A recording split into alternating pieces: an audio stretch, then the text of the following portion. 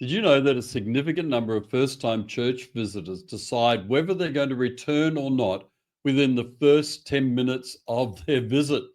What if some of your most cherished church traditions are actually scaring away the very people you're trying to reach?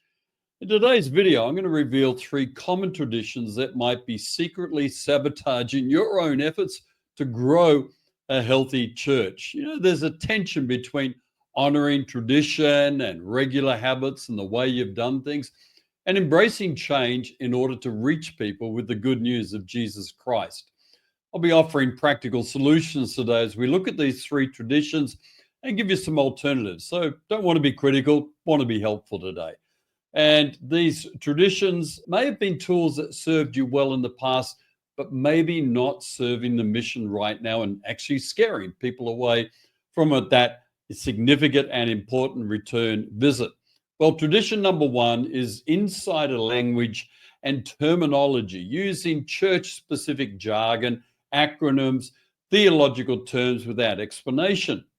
It repels people. It scares people away because they think, oh, I must be a bit stupid. I must be a bit dumb. I don't quite get what they're talking about. And newcomers can feel excluded and they can feel confused by the language they're hearing during the service. I remember a few years ago when I joined a board of a college, and people around the board table in the first few years were using educational acronyms that everybody else seemed to know, but I didn't have a clue.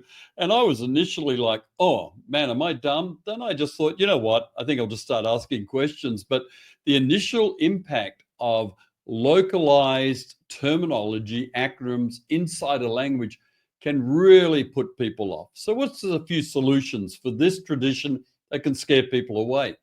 Why not create a simple welcome guide with common terms used in the church? It might be around the table of the Lord, communion, those sort of languages that an outsider doesn't really know.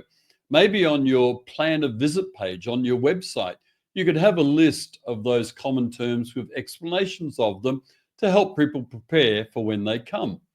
Maybe also train your service leaders, your worship leaders, your MCs, even your preachers, to actually briefly define terms when they're used, very simply, very succinctly, but actually explain things.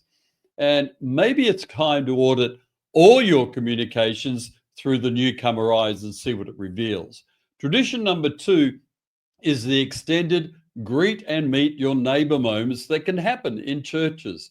This is a prolonged, if you like, forced socializing with people around you during the worship time. Well, this can be actually scary for people, especially awkward for introverts and maybe newcomers who aren't ready for any deep engagement. They're just exploring your church and trying to work out faith.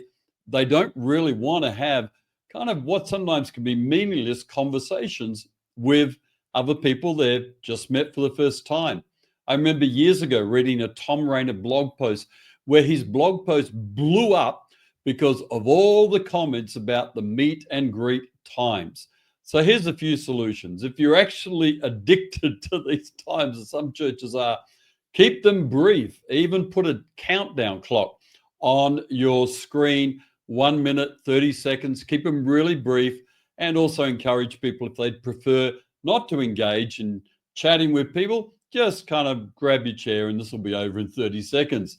Maybe train your host to naturally welcome newcomers before the service starts. Instead of doing a greet and meet, make it more kind of casual before the service. Maybe also create designated connection spots for those who want a conversation after the service, and point those guest lounge areas or the place with the chocolate biscuits out for visitors who want to connect. Maybe replace the meet and greet with a simple welcome statement that just says, hey, if you're visiting today, thank you so much for coming. Don't single people out. Don't ask them to engage. Don't ask them to meet and greet, put their hand up or do anything else. Just acknowledge them and tell them after the service, we have a place for you to go and have a chat with someone if you like.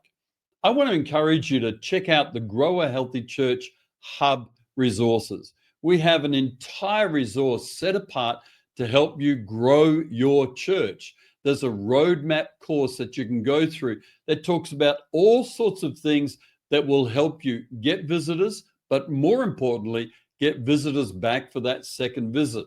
There's videos, checklists, resources, a step-by-step roadmap guide that will help you grow a healthy church. Check out the description below for the link today. Join the hub, you won't regret it. Tradition number 3 is complex connection pathways. When it's either unclear or overly complicated for people to join a small group or join a serving team, it scares people away. They might have come 2 or 3 times, they've been that return visitor, but they're really not sure, how do I get connected here? How do I get involved? And people can get really frustrated with that and eventually leave your church. One mega church that we talk with about this problem said that if new people don't join a small group or get serving in the first 12 months, 93% of new people leave the church. Why? Because people ultimately want community. They want relationships, which you can find in a serving team or in a small group. So if you have complex connection pathways that are almost hidden, difficult to find, can't find how to join a small group, how to get on a serving team, it can really be a repulsion moment.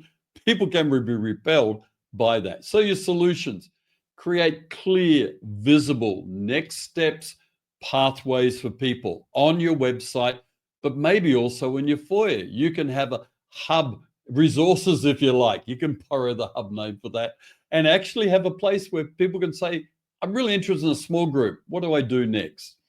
Maybe implement immediate response systems when people go, I'm interested in serving. Have a process so people are contacted very quickly. Also, in your Sunday, during that meeting service time, that MC time, maybe have a statement, a scripted statement said, hey, if you're new to our church, your next step is bang, join a small group. Bang, join a team. Hey, get involved with helping out in our greeters program, whatever. A next step, make it clear.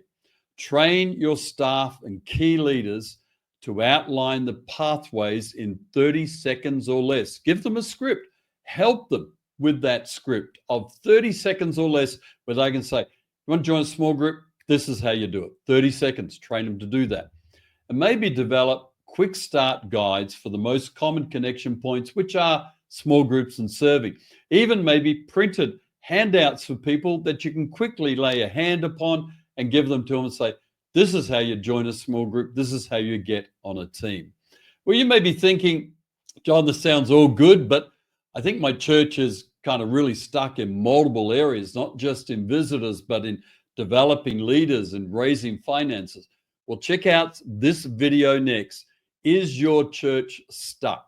Here's some simple steps to build a thriving church community right now. Check out the video today.